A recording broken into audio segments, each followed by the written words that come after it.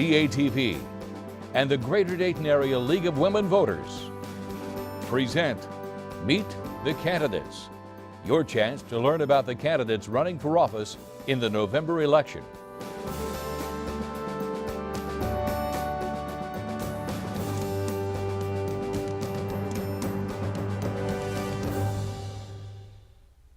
Hello, and welcome to Meet the Candidates. I'm Trudy Krischer, and I'm a member of the League of Women Voters of the Greater Dayton area, and I'm here today with candidates running for the office of Trotwood School Board. The term of office for the Trotwood School Board is 4 years, and these people receive no salary. They work hard out of the goodness of their heart. There are 5 candidates running for the 3 open seats for this position. These candidates are Myra K. Bozeman, Deborah L. Daniel, Denise Moore, Tony Perry Gillespie, and Norman Searcy. Unfortunately, Myra, Tony, and Norman can't be here today, so we are going to focus our attention on Deborah Daniel and Denise Moore. Welcome.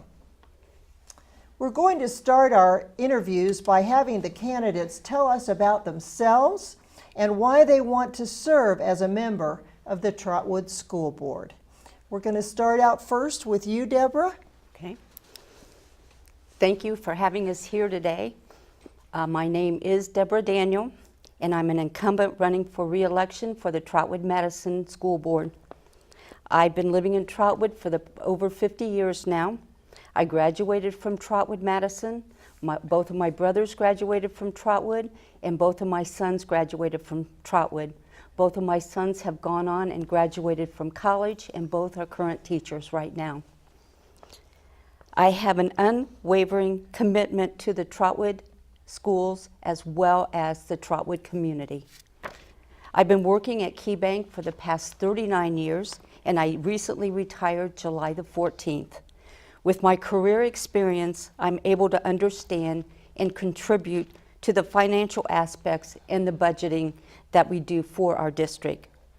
When we were building our new schools, I was part of an administrative team that, because we didn't have a bond rating, that we did have to go before Moody Investments in order to get a bond rating. We got a very good bond rating. Back in 2015, we were told that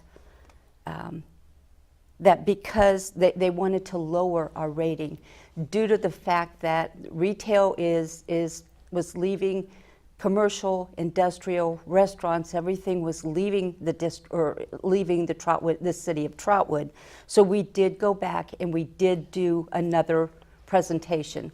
We were able to keep our rating, and then as of October of 2016, the treasurer went back and was able to lower the interest rate on these bonds, saving the community a little less than $5.5 million. Thank you. Denise, tell us a little bit about yourself and why you want to serve as a member of the Trotwood School Board. Absolutely. First and foremost, I myself am a graduate of Trotwood Madison City Schools. I'm a mother of 4, and I've had 4 children who have gone throughout our system. Trotwood is an amazing place. In addition to that, I am a graduate of Central State University, holding a Bachelor of Science in Business Management, and I have a master's degree from Antioch University in conflict analysis and engagement with a concentration in mediation, negotiation, and arbitration. As you can see, I believe in education. I believe in excellence.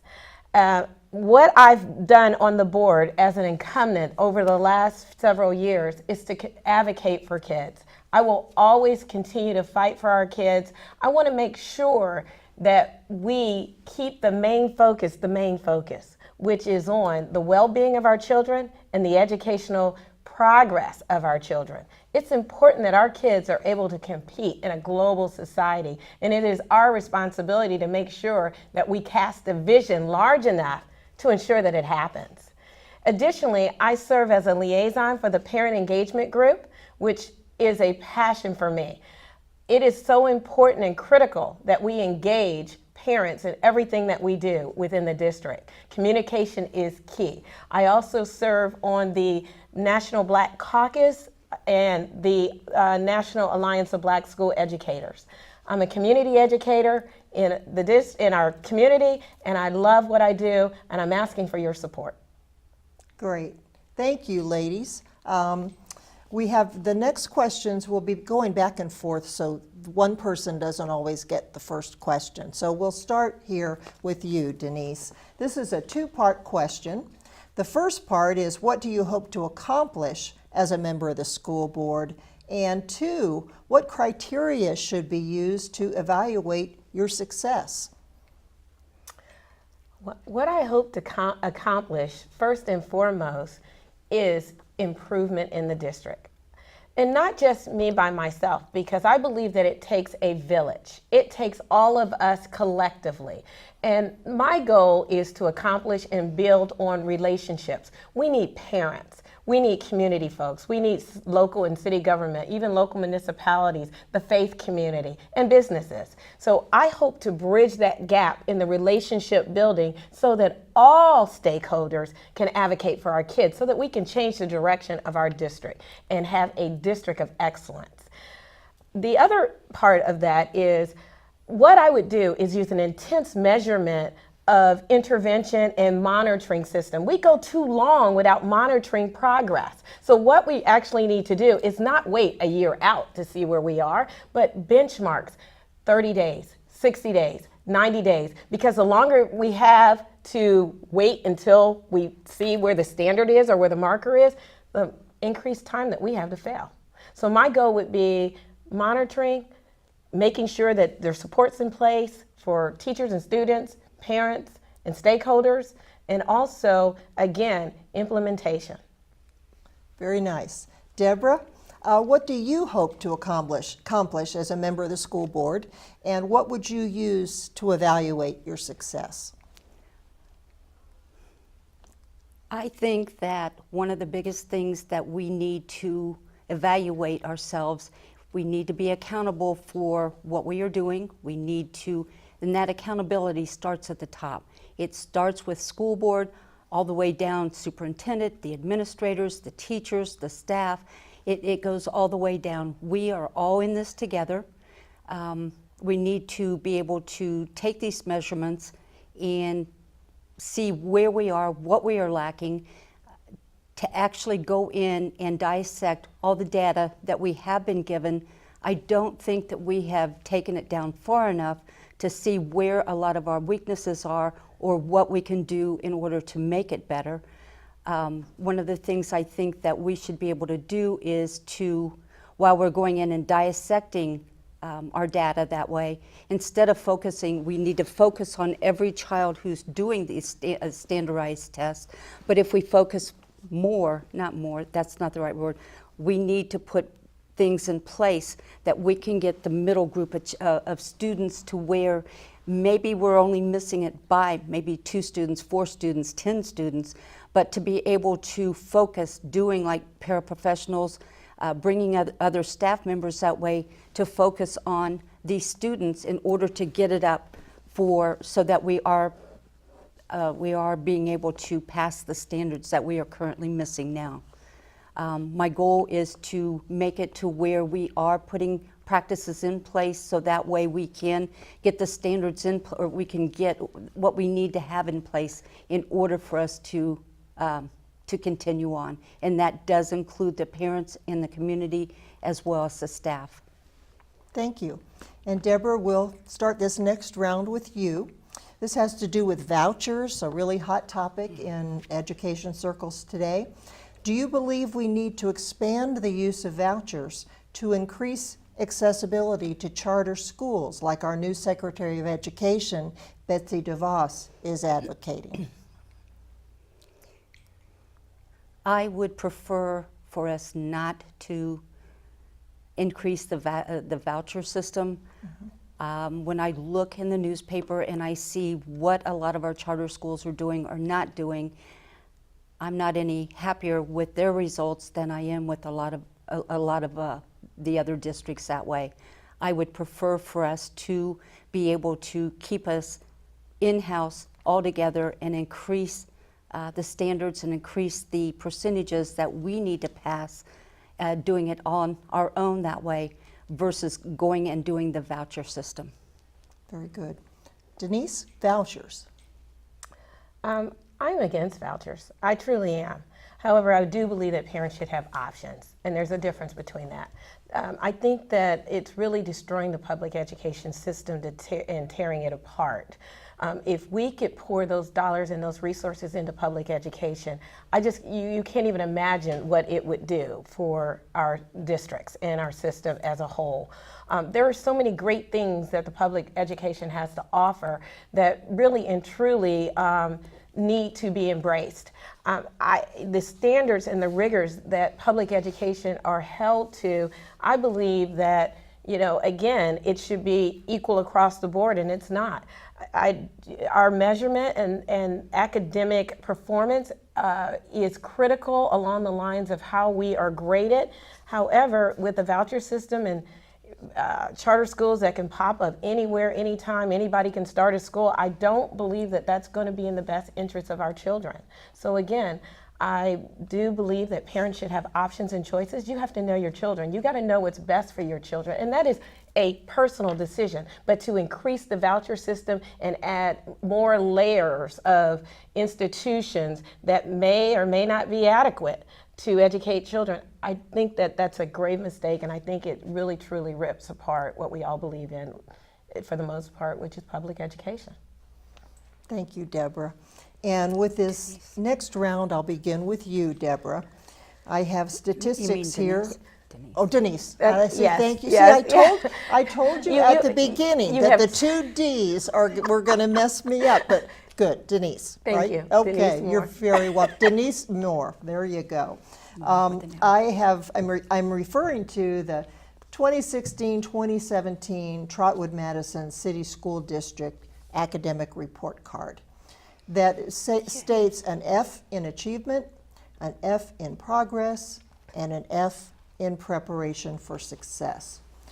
What specific remedies would you offer to address these academic deficiencies? First and foremost, we are so disheartened. Everybody in our school district is disheartened that Trotwood fell at the very bottom of the state at number 608, and there are only 608 districts. The remedies that we have to put in place are reform. And when I say reform, I mean hardcore press reform, because here's what you need to know about Trotwood. We have great students. Our students are awesome. We have great teachers that deliver instruction. We have a district leadership team that is very supportive and principals in place to do measurements and implementation. However, here is, as a district, we have got to, in my opinion, build capacity in the classroom. We have got to get more tutoring in place. If you're at the bottom, you don't have anywhere to go but up. I would even look at having our school buildings open longer days, even weekends and Saturdays, additional tutoring whenever a student needs it, and at one-on-one. So that might mean more paraprofessionals in the classrooms, more volunteers, but even better than that, and more importantly, parents. We have got to get our parents more involved. We have great parents that are involved, but again, not to the level of what we need to be successful. Parents need to make sure that their kids are in school, and they need to make sure that they're engaged by getting reports and monitoring their own students' success within the district, because again, it is not the responsibility of one individual to make sure that we give the kids the best that we have. It is the responsibility of everyone. But accountability is important along the lines of not just for parents and teachers and principals, but also as a board. We have to hold our district leadership team accountable for the success of our kids. Thank you, Denise. Deborah, to you. What specific remedies would you offer to address these academic deficiencies? We are focusing very hard 608 is a very hard number to swallow. It is not something any of us are ever going to be proud of. One of the things that we are going to be doing is we're going to be hitting it head on.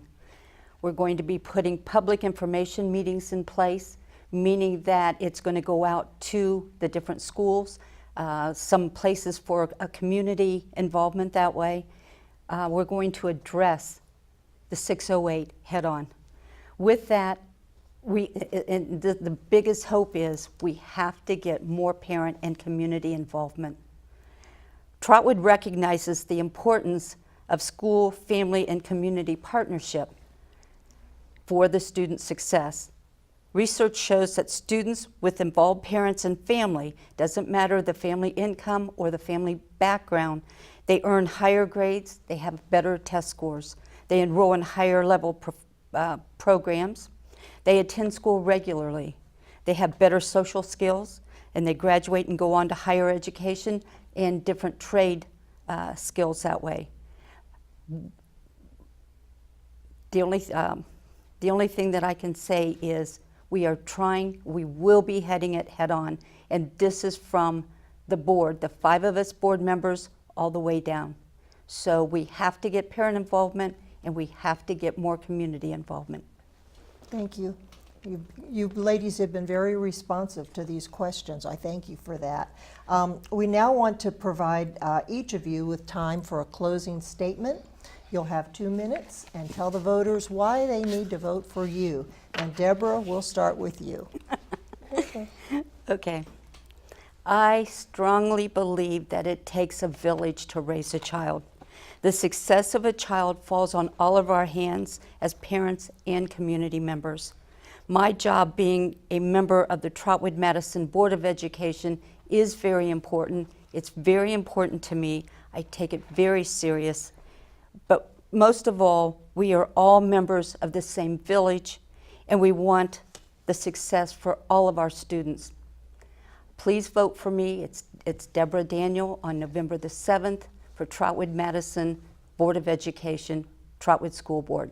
Thank you. Thank you, Deborah. And Denise, closing? Yes, it's so important for you to understand where we are as a district and as a city family, because again, we can't do anything without you. But a vote for Denise Moore is a vote for advocacy. I will continue to fight for our children. I will continue to make sure that I build bridges so that we can access resources within our community and not even outside of our community.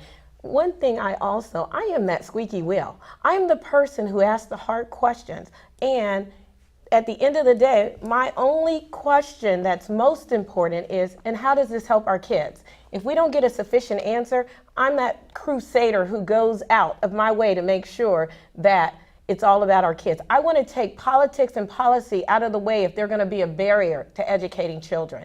I'm asking for your support because we have to stop operating in our own little silos. We need support. And as school officials, we have to cast a big enough vision for belief that we can turn this ship around, that Trotwood can be a district of excellence and protect and provide for our children. I don't care if they're AP, academic progress, high achievers, or if they're middle children, kids who are just barely there, or those that are really struggling. We got to make sure that we have the resources in place to address their needs. So again, a vote for Denise Moore is a vote for more for kids. Thank you, Denise. And thank you to both of you candidates for your participation today, and good luck in your campaigns.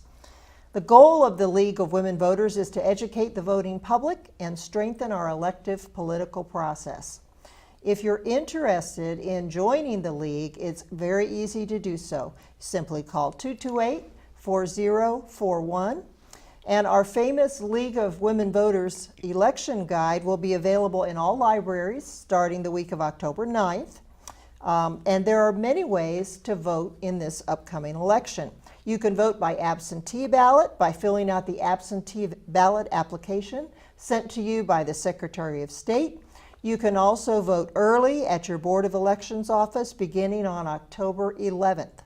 The polls open at 6:30 a.m. on Election Day, Tuesday, November 7th. We sincerely want to thank DATV for its time, its expertise, and its support of this program. And be sure, everyone, to vote and to voice your opinion and make our democracy work. Thank you.